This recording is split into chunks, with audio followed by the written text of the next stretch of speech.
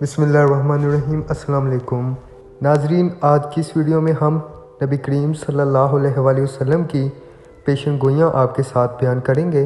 تو ناظرین، ویڈیو میں مزید آگے بڑھنے سے پہلے اگر آپ ہمارے اس چینل پر نیو ہے تو اس چینل کو کر لیجئے سبسکرائب، کیونکہ اس چینل کو سبسکرائب کرنے سے آپ کو فیکٹس والی، ریئلٹی والی اور ہسٹوریکل ویڈیوز ریگولر ملتی رہیں گی۔ تو حضرت محمد صلی اللہ علیہ وآلہ وسلم کی پیشن گوئیوں میں سے ایک پیشن گوئی استنبول اور روم کے حوالے سے ہے۔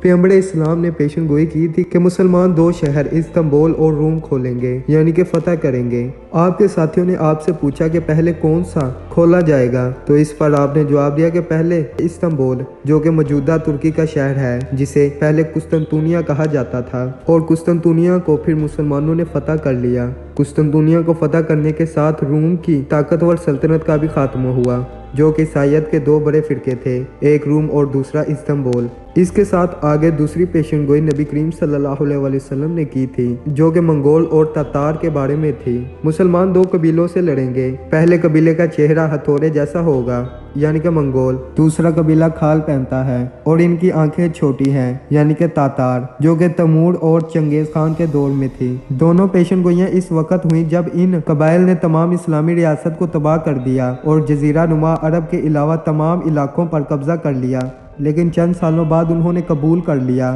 آگے بڑھتے ہیں تیسری پیشن گوئی کے متعلق، کیسر اور کسر کا خاتمہ۔ نبی کریم صلی اللہ علیہ وآلہ وسلم نے کیسر و کسری سے فرمایا کہ ان کے مرنے کے بعد کوئی کیسر و کسری نہیں رہے گا اور یہ سلطنت اسلامی ریاست میں شامل ہوں گی۔ یہ 638 عیسوی میں خلیفہ دوئم عمر کے دور میں ہوا۔ چوتھی پیشن گوئی، فلسطین پر یہودیوں کا کنٹرول۔ مسلمان اور یہودی آپس میں لڑیں گے۔ مسلمان مشرق کی طرف ہوں گے اور یہودی دریائے اردن کے مغربی کنارے پر ہوں گے۔ ہم جانتے ہیں کہ یہودیوں نے فلسطین پر قبضہ کیا اور عربوں کے خلاف جنگ کی۔ اس میں پیشن گوئی امریکی، یورپ اور روس کی اسرائیلی ریاست کی حمایت سے پوری ہوئی ہے۔ لوگ بچوں پر کتوں کو ترجیح دیتے ہیں۔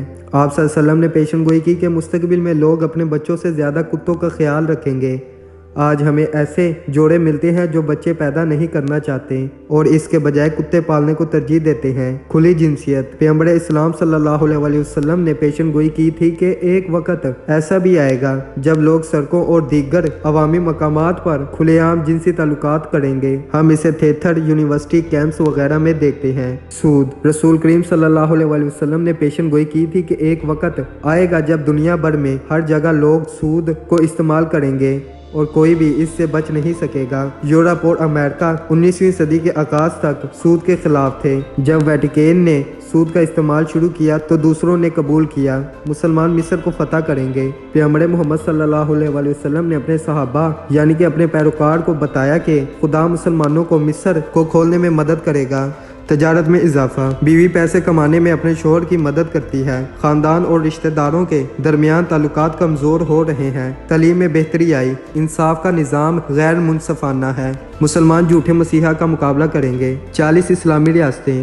رسول کریم صلی اللہ علیہ وآلہ وسلم کے دور میں صرف ایک اسلامی ریاست تھی جو خود رسول کریم صلی اللہ علیہ وآلہ وسلم نے بنائی تھی، لیکن نبی کریم صلی اللہ علیہ وآلہ وسلم نے پیشن گوئی کی تھی کہ ایک وقت ایسا آئے گا جب 40 اسلامی ریاستیں ہوں گی اور ان پر مسیح مخالف کا کنٹرول ہوگا۔ مسلم خواتین کی طرف سے مغربی لباس کو اپنانا۔ آپ صلی اللہ علیہ وآلہ وسلم نے پیشن گوئی کی کہ ایک وقت ایسا بھی آئے گا جب مسلمان خواتین غیر اسلامی لباس پہنیں گی۔